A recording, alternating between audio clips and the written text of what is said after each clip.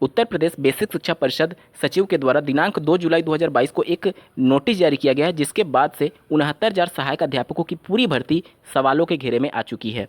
क्या है पूरा मामला, इसके बारे में बात करेंगे और किस प्रकार से इसका प्रभाव आने वाली शिक्षक भर्ती पर पड़ सकता है और कितना ज़्यादा कट ऑफ जा सकता है, पूरा एक एनालिसिस करेंगे। अंत तक जुड़े रहिएगा। नमस्कार दोस्तों, मेरा नाम है नीरज और आप देख रहे हैं कैरियर बिट यूट्यूब चैनल। अगर आप इस चैनल पर पहली बार विजिट कर रहे हैं तो इसको सब्सक्राइब करते हुए बेल आइकन को प्रेस करना ना भूलें।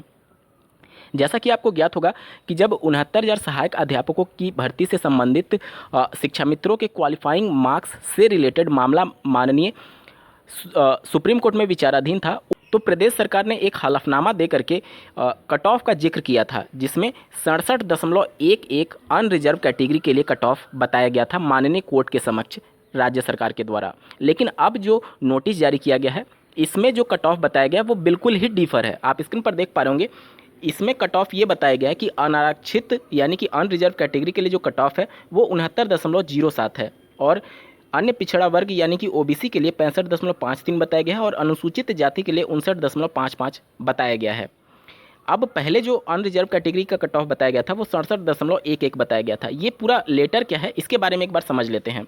जैसा कि आपको ज्ञात होगा कि 68,500 सहायक अध्यापकों की भर्ती में जो भी अभ्यर्थी चयनित थे वो फिर से 69,000 सहायक अध्यापकों की भर्ती में सम्मिलित हुए। क्यों? क्योंकि बहुत से ऐसे अभ्यर्थी थे जिनको उनका मनचाहा जिला आवंटित नहीं हुआ था, या फिर बहुत से ऐसे अभ्यर्थी थे जिसमें 68,500 में बहुत सारे कोर्ट केस हुए थे, तो उन सब विवादों से बचने के लिए वो चाह रहे थे कि एक फ्रेश भर्ती में उनका चयन हो जाए। इस वजह से भारी संख्या में अभ्यर्थियों ने 69,000 सहायक अध्यापकों की भर्ती में आवेदन किया था। राज्य सरकार नहीं चाहती थी कि जो अभ्यर्थी 68,500 में चयनित हुआ है वो 69,000 में फिर से चयन लेकर के इनको नियुक्ति पत्र दिया जाए, और इस वजह से उन अभ्यर्थियों का एनओसी यानी कि नो ऑब्जेक्शन सर्टिफिकेट राज्य सरकार के द्वारा इशू नहीं किया गया था। सबसे पहले एनओसी के बारे में जान लीजिए। देखिए, जब आप कहीं पे नौकरी करते हैं और दूसरी जगह अप्लाई करते हैं और अगर इन केस आपका चयन हो गया सरकारी विभाग में, तो पहले वाले विभाग में जहां पर आप नौकरी कर रहे थे उनके आपके त्यागपत्र से कोई भी आपत्ति नहीं है, यानी आप पर कुछ भी ड्यू नहीं है। ये सब कुछ नो ऑब्जेक्शन सर्टिफिकेट में मेंशन किया गया रहता है।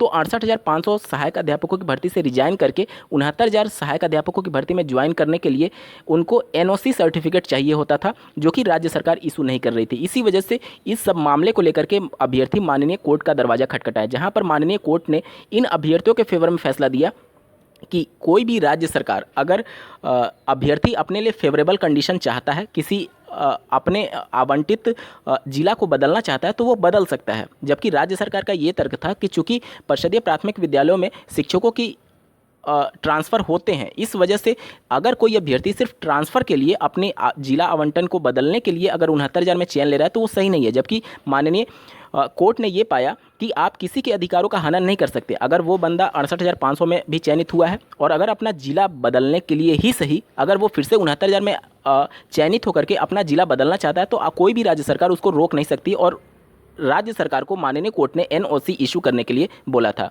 उसी के संदर्भ में ये लेटर 2 जुलाई 2022 को जारी किया गया है। आप स्क्रीन पर देख पा रहे होंगे, सभी जिला के बेसिक शिक्षा अधिकारी को ये जारी करते हुए कहा गया है कि माननीय कोर्ट के द्वारा जो आदेश पारित किया गया है उसको ध्यान में रखते हुए ऐसे अभ्यर्थी जो अनरिजर्व कैटेगरी में 69.07 है, ओबीसी में 65.53 है और अनुसूचित जाति में 59.55 जिनका गुणवत्ता अंक है, उनको एनओसी इशू कर दिया जाए, जो कि 68,500 से संबंधित है। मतलब कि अब 68,500 से संबंधित वो अभ्यर्थी वहां से रिजाइन करके 69,000 में चयनित होकर के अपना सिलेक्शन ले सकते हैं। इसका पूरा विवाद क्या होगा? देखिए, अभी तक जो 69,000 सहायक अध्यापकों की भर्ती में जो टोटल नंबर ऑफ कैंडिडेट का चयन हो चुका है, आप लोगों ने देखा कि राज्य सरकार और बेसिक शिक्षा विभाग ने 69,000 सहायक अध्यापकों की भर्ती में जो अभी चौथी लिस्ट जारी की गई थी उसमें एक हलफनामा दिया था कि राज्य सरकार की तरफ से पूरी भर्ती कंप्लीट हो चुकी है और बेसिक शिक्षा विभाग ने अब इसमें एक भी नया पद ना जोड़े जाने के लिए के संबंध में पैरवी की थी।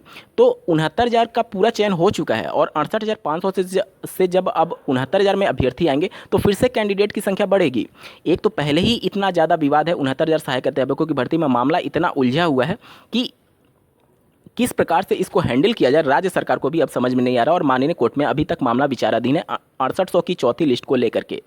अब चूंकि पहले ये बताया गया था राज्य सरकार के द्वारा माननीय सुप्रीम कोर्ट में कि अभ्यर्थी जो जनरल थे उनकी कट ऑफ गई थी 67.11 और अब राज्य सरकार खुद ये स्वीकार कर रही है इस लेटर में कि जो अनरिजर्व कैटेगरी की कट ऑफ है वो 69.05 है, 07 है, 69.07 है। ठीक है, तो आप देखेंगे कि इसके बीच में जो गैप बन रहा है, जो 67.11 से लेकर के 69.07 के बीच में जो गैप है अनरिजर्व कैटेगरी वाले अभ्यर्थियों का, निश्चित तौर पर उन पर भविष्य में तलवार मंडरा सकता है, क्योंकि ये ऐसे अभ्यर्थी हो सकते हैं जो कि ऑथराइज्ड नहीं थे या यूँ कहें कि पात्र नहीं थे, लेकिन राज्य सरकार की गलतियों की वजह से, आरक्षण घोटाले की वजह से ये सभी गलत तरीके से चयन पा चुके हैं।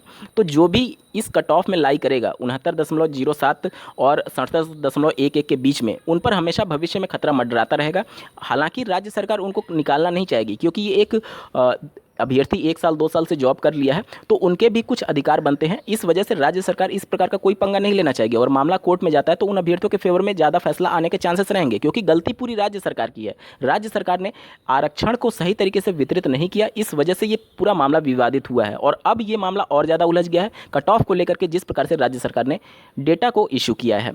अब इसका क्या प्रभाव पड़ेगा इसको समझ लीजिए। देखिए, जब भी भविष्य में शिक्षक भर्ती होगी तो अभी तक जो माना जा रहा था कि 67.11 कट ऑफ गया है तो ज़्यादा से ज़्यादा 70, 72, 73 तक कट ऑफ जा सकता है, लेकिन अब एक्चुअल जो डेटा निकल करके आया है वो ये बता रहा है कि 69 कट ऑफ गया था अनरिजर्व का, 69.05।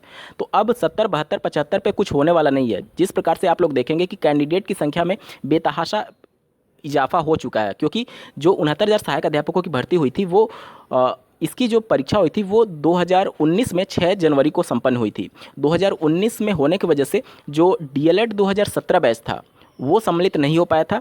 डीएलएड 2017 बैच, 18 बैच, 19 बैच और 21 बैच, टोटल 4 बैच हैं जो कि अपना डीएलएड कंप्लीट कर चुके हैं या फिर आने वाली शिक्षक भर्ती तक कंप्लीट कर चुके रहेंगे। तो 4 बैच डीएलएड के हो चुके हैं, ठीक है, और बीएड के 5 बैच हो चुके हैं, क्योंकि डीएलएड में 2020 में एडमिशन नहीं हुआ था लेकिन बीएड में 2020 में भी एडमिशन हुआ था।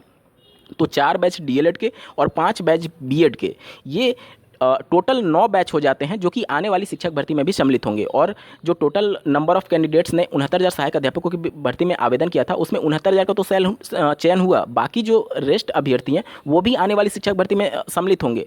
तो 9 बैच तो सीधे सीधे फ्रेश कैंडिडेट हैं और पहले के अभ्यर्थी भी इसमें पार्टिसिपेट करेंगे। और जैसा कि आपको ज्ञात होगा एनसीटी ने जो 2011 या फिर उसके बाद के कभी के भी टीचर एलिजिबिलिटी टेस्ट सर्टिफिकेट था उसको लाइफ टाइम के लिए वैलिड कर दिया है। तो जो अभ्यर्थी पहले सम्मिलित नहीं हो पा रहे थे वो अभ्यर्थी भी सम्मिलित होंगे। तो इस प्रकार से देखेंगे एक मोटी बहुत लंबा भीड़ खड़ा है आने वाली शिक्षक भर्ती का, जो कि इंतजार कर रहा है।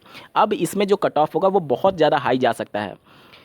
एक अनुमान के अनुसार कम से कम 75 अगर कट ऑफ रहे अनरिजर्व कैटेगरी का तो भी आश्चर्य की बात नहीं होगी आने वाली शिक्षक भर्ती में, क्योंकि बहुत कुछ फैक्टर डिपेंड करेगा। हो सकता है कि राज्य सरकार इतने बड़े स्केल पर 69,000 और 68,500 इतने ज़्यादा सीटों के सापेक्ष भर्ती ना करे। अगर कम सीटों पर भर्ती आती है तो कट ऑफ और ज़्यादा हाई जाने के चांसेस रहेंगे। अगर इतने ही बराबर मान लीजिए 70,000 के आसपास वैकेंसी आती है तो भी आप मान करके चलें 75 के आसपास जो क्वालिफाइंग मार्क्स हो सकता है। क्वालिफाइंग मार्क्स कहने का मतलब कि अंतिम रूप से चयन के लिए कट ऑफ, ठीक है। और अगर बात करें अगर वैकेंसीज़ की संख्या कम रही तो आप और ज़्यादा एक्सपेक्ट करिएगा कि इससे भी ज़्यादा ऊपर जा सकता है, क्योंकि लगातार 4-5 साल 3-4 साल से वैकेंसी नहीं आई है लेकिन कैंडिडेट तैयारी कर रहे हैं। तो वो कैंडिडेट एक तरीके से अपना बेहतर परफॉर्म जरूर करेंगे और चूँकि भारी भीड़ भी होगी और इस वजह से कट ऑफ में भारी उछाल देखने को मिल सकता है। आपके अनुसार कट ऑफ कितना जा सकता है, इस पर एक कमेंट के माध्यम से जरूर बताइएगा कि आपको क्या लगता है आने वाली शिक्षक भर्ती में कितना कट ऑफ जा सकता है। हालांकि ये बहुत सारे फैक्टर्स पर डिपेंड करते हैं, नंबर ऑफ वैकेंसीज, पेपर का लेवल कैसा है और उस समय की परिस्थितियां कैसी हैं, बहुत कुछ फैक्टर है। लेकिन फिर भी एक अनुमान के तहत आप जरूर बताइएगा कमेंट करके कि आपको क्या लगता है कितना कट ऑफ जा सकता है। इस वीडियो को देखने के लिए आपका बहुत बहुत धन्यवाद। भगवान करे आपका दिन शुभ हो।